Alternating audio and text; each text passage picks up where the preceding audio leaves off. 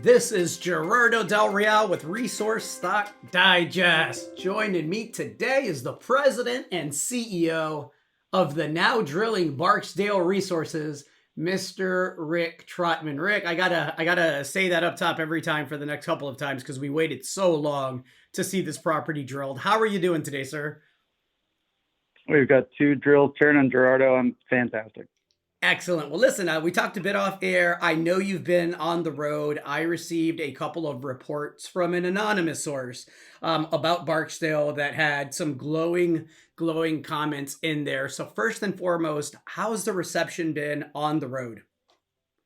It's been fantastic. I just got back from Toronto. We had a full docket there. I mean, we had overflow meetings on Monday, and yesterday when I arrived back in Vancouver, I had a couple of more, just people we couldn't squeeze in, and it's just been great. The cool thing is that we haven't gone out and seen a lot of the different funds that are active in the resource space in a number of years because, permitting stories really weren't their cup of tea. So now that we're drilling, ears are starting to perk up and people are starting to get interested. Well, let's get right into it. You mentioned that second rig, the very first hole. You had an update about a week or so ago, and you mentioned that the geology was behaving exactly as you had planned. There was a slight hiccup with a 20-meter void. Can we speak to that? And then, of course, I want to get into where the program is now and what you're seeing.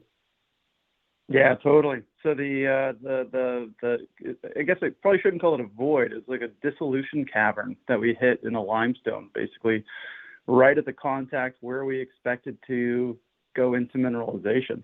And so it's a really good sign from the standpoint that there's just a ton of fluid pumping around in that system to dissolve that carbonate and make such a void. And those types of voids are not uncommon in that deposit in that area.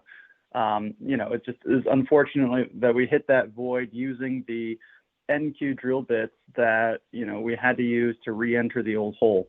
So unfortunately, we couldn't put any smaller diameter steel down through that, say AQ or BQ to keep the hole going. And quite honestly, even if we did have that steel, it's probably unlikely we could push an AQ sized rod for another 2,000 feet. So it was just safer and the better play to start a new hole with an eight. Actually, we start with PQ, going down a couple hundred feet, stabilize the hole, and then we'll go to HQ and keep motoring from there. So overall, it'll take us a couple weeks to get back to the same spot, but we're going to be able to use that kind of mother hole, if you will, for, potentially a dozen daughter holes off of it. So look, it's setting up the foundation for what will be a great drill program going forward.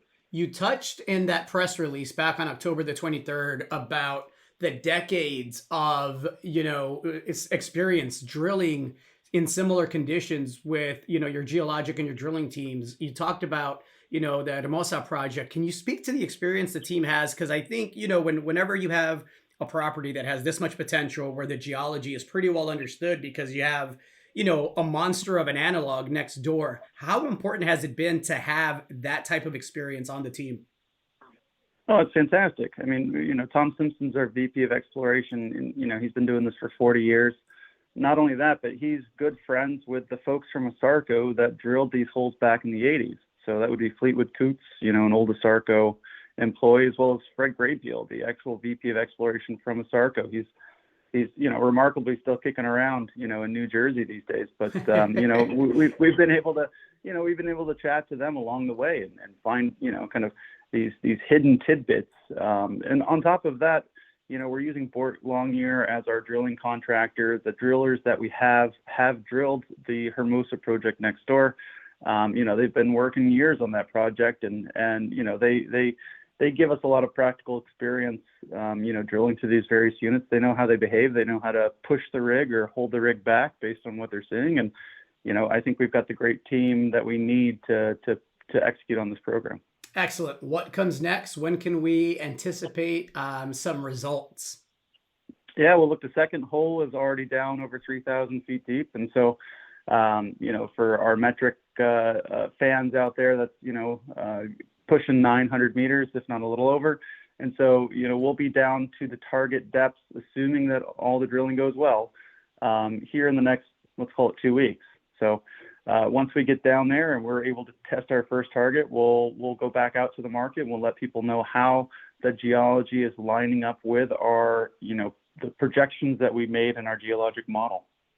The stock has consolidated nicely after breaking out. Heck of an entry point for those, that don't have a position and want, exposure to quality exploration drilling with, a proven geologic model. And again, a monster of an analog next door.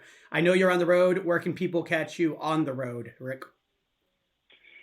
Yeah, so nothing for the rest of October, but once we get into November, we're headed down to Miami for a capital events management conference, and then we're off to Europe. I think we're doing the Swiss Mining Institute conference as well as the Deutsche Goldmesse conference in Frankfurt. And then, we'll be in kind of stateside and in Canada kind of for the rest of the year beyond that.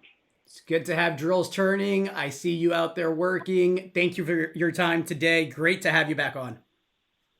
Thanks for having me, Gerardo. All right, chat soon. Hey everybody, Gerardo Del Real here. If you're enjoying the content that you just saw, you can let us know in 3 simple steps. Hit the like button, hit the subscribe button, and please share across your network and on social media. Take care, everybody.